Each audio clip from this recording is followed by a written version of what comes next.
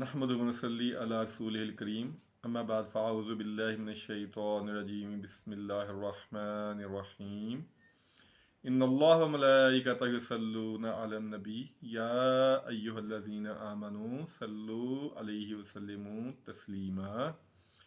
اللہم صلی علی سیدنا و مولانا محمد وعلی آلہ وسلم رب زدنی علما۔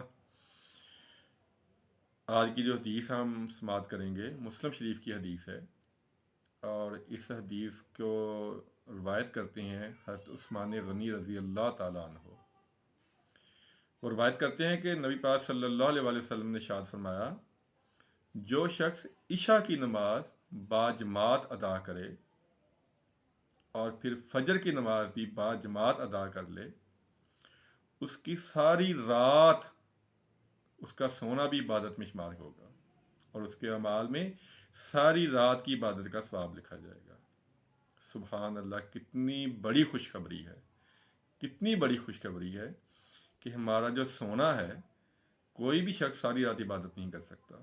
کسی میں اتنی ہمت نہیں ہے، لیکن اگر ہم صرف عشاء رات پڑھ لیں جماعت کے ساتھ اور فجر پڑھ لیں تو ہمارا جو ساری رات جو ہماری غفلت میں نیند ہے وہ بھی ہماری عبادت میں شمار ہوگی۔ اللہ تعالیٰ نے ہمیں کتنی سہولتیں دی ہیں، ہمارے نبی پاک صلی اللہ علیہ وسلم کیسی کیسی خوشخبریاں ہمیں سنائی ہیں، تو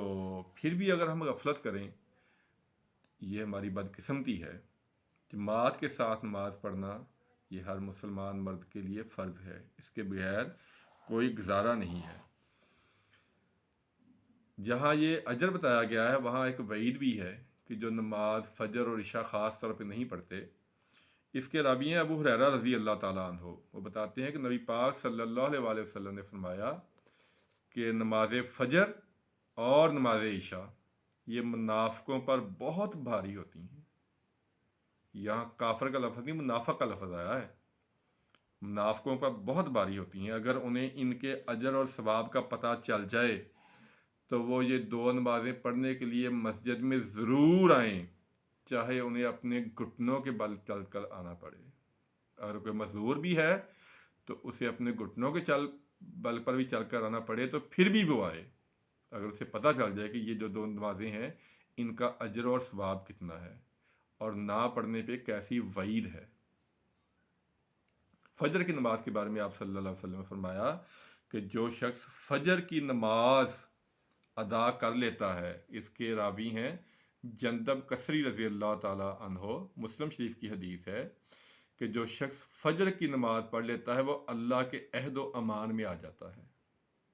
اللہ کی ذمہ داری میں آ جاتا ہے۔ چنانچہ تم ایسا کوئی کام نہ کرنا، یعنی فجر قضا نہ کرنا، جس سے اللہ اپنے عہد اور امان کے بارے میں تم سے پوچھ لے کہ تم نے فجر کی نماز کیوں نہیں پڑھی تھی۔ اگر اللہ نے اپنے عہد و امان کے بارے میں پوچھ لیا تو وہ تمہیں جہنم میں ڈال دے گا۔ بہت سخت وعید ہے صرف فجر کی نماز کے بارے میں، اور اس سے بھی سخت وعید جو ہے وہ بخاری شریف کی 644 حدیث نمبر ہے، 644۔ بہت سمجھنے والی اور سوچنے والی یہ وعید ہے ہمارے لیے کہ نبی پاک صلی اللہ علیہ وسلم نے ارشاد فرمایا کہ جب اذان ہو تو پھر میرا دل کرتا ہے کہ میں اپنی جگہ کسی کو امامت کے لیے کہوں، اور نبی پاک صلی اللہ علیہ وسلم خود نہیں امامت فرما رہے بلکہ کہہ رہے ہیں کہ میں کسی کو امامت کے لیے اپنی جگہ کھڑا کروں اور ان لوگوں کے گھروں میں جاؤں جو جماعت کے لیے حاضر نہیں ہوتے مسجد میں، اور ان لوگوں کے گھروں میں آگ لگا دوں۔ ذرا الفاظ پہ غور کر لیں آپ کہ نبی پاک صلی اللہ علیہ وسلم رحمت للعالمین ہیں، لیکن کہہ رہے ہیں کہ میں ان مسلمانوں کے گھروں میں آگ لگا دوں جو جماعت میں نماز پڑھنے کے لیے مسجد میں حاضر نہیں ہوتے، لیکن مجھے خیال آ جاتا ہے عورتوں اور بچوں کا۔ اب اس سے سخت وعید کیا ہو سکتی ہے کہ رحمت للعالمین ہو کے بھی اتنی سخت وہ ہمیں وارننگ دے رہے ہیں کہ نماز جو ہے وہ مسجد میں ہے۔ حسن بصری سے روایت ہے ایک کہ نبی پاک صلی اللہ علیہ وسلم نے فرمایا، لوگوں پہ ایک ایسا زمانہ بھی آئے گا جب وہ اپنی دنیا داری کی باتیں مسجد میں کیا کریں گے تو تم ایسے لوگوں کے پاس بیٹھنا بھی نہ۔ مسجد میں دنیا داری کی باتیں کرنا یہ منع ہے۔ مسجد عبادت کے لیے ہے، اللہ کے ذکر کے لیے ہے۔ بات ہو رہی تھی عشاء اور فجر کی، یہ بہت ضروری نمازیں ہیں، ان کا اجر و ثواب بھی بہت زیادہ ہے، لیکن نہ پڑھنے پہ وعید بھی بہت زیادہ ہے۔ اور فجر کے بعد اگر آپ تھوڑی دیر مسجد میں بیٹھے، نبی پاک صلی اللہ علیہ وسلم کی سنت بھی ہے کہ آپ سورج طلوع ہونے تک مسجد میں بیٹھا کرتے تھے۔ اگر ہم بھی سورج طلوع ہونے تک مسجد میں بیٹھیں، جب سورج طلوع ہو جائے تو اس کے 10 12 یا 15 منٹ بعد صرف 2 نفل رکعت پڑھیں مسجد میں بیٹھ کے، تو ہمیں پورے عمرے کا ثواب ملے گا۔ اب اگر ہم 20 25 منٹ بھی مسجد میں نہ بیٹھیں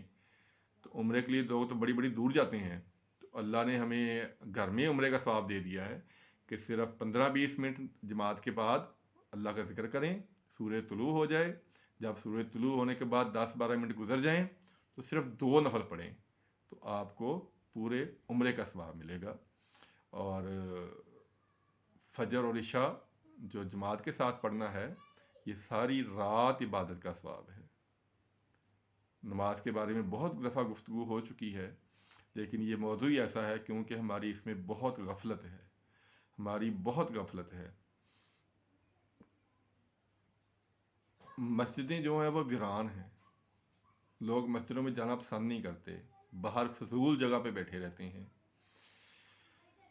اللہ اکبر، اللہ کے نبی صلی اللہ علیہ وآلہ وسلم نے ارشاد فرمایا تھا، حدیث کے الفاظ پہ ذرا غور کیجئے گا، کہ جو شخص اپنی بادشاہت، اپنی تجارت، اپنے کاروبار، اس کی وجہ سے نماز میں غفلت کرے گا، نماز نہیں پڑھے گا، یہی چیزیں ہوتی ہیں نماز چھوڑنے کے لیے، یار ٹائم نہیں میرے پاس، جاب ہے، تجارت ہے، یہ ہے، تو آپ نے فرمایا اس کا انجام فرعون، قارون، حمان اور ابی بن خلف کے ساتھ ہوگا۔ ان چاروں کا تعارف آپ کو ہوگا،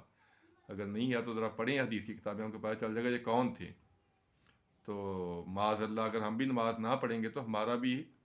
ساتھ اور حشر انہی کے ساتھ ہوگا۔ تو نماز جو ہے وہ جماعت کے ساتھ ہے، نماز جماعت کے ساتھ ہے۔ پہلی بات تو نماز کی پابندی ہے، اور پھر جماعت کی پابندی ہے۔ اللہ تعالیٰ سے دعا ہے کہ اللہ تعالیٰ ہمیں نماز پابندی کے ساتھ پڑھنے کی توفیق عطا فرمائے، خاص طور پہ نماز عصر، کیونکہ اس کے چھوڑنے بھی بڑی وعید ہے۔ آپ نے فرمایا تھا کہ جس کی صرف نماز عصر قضا ہو جائے، صرف ایک نماز عصر، اس کے لیے ایسے ہے کہ جیسے اس کے سارا خاندان اور اس کا جو مال و اسباب ہے وہ تباہ ہو گیا۔ یہ ذرا آپ غور کریں کہ صرف ایک نماز چھوڑنے پر، ایک نماز قضا کرنے پر کتنی بڑی وعید ہے۔ ایک اور حدیث ہے کہ جب جنگ خندق ہو رہی تھی تو آپ صلی اللہ علیہ وسلم کو، آپ نے کبھی کسی کو بد دعا نہیں دی، لیکن اس دن مسروق کافروں نے آپ کو نماز عصر نہیں پڑھنے دی تھی، تو آپ نے کہا ہے اللہ ان کافروں کی قبروں کو آگ سے بھر دے۔ الفاظ پہ غور کرے، رحمت للعالمین، کتنی سخت بد دعا دے رہے ہیں، کس چیز پہ دے رہے ہیں کہ انہوں نے ہمیں ایک نماز پڑھنے سے روکے رکھا۔ اور ہم بھی ہیں کہ جو بلا وجہ کوئی عذر نہیں، کوئی بہانہ نہیں، کوئی چیز نہیں، لیکن نماز پڑھنے نہیں جاتے۔ آپ سے گزارش ہے کہ نماز کی پابندی کریں، اپنے گھر والوں کو بھی نماز کی پابندی کرائیں، اور مرد حضرات مسجد میں جا کے جماعت کے ساتھ نماز ادا کریں۔ اللہ تعالیٰ عمل کی توفیق عطا فرمائے، آمین۔ السلام علیکم ورحمۃ اللہ وبرکاتہ۔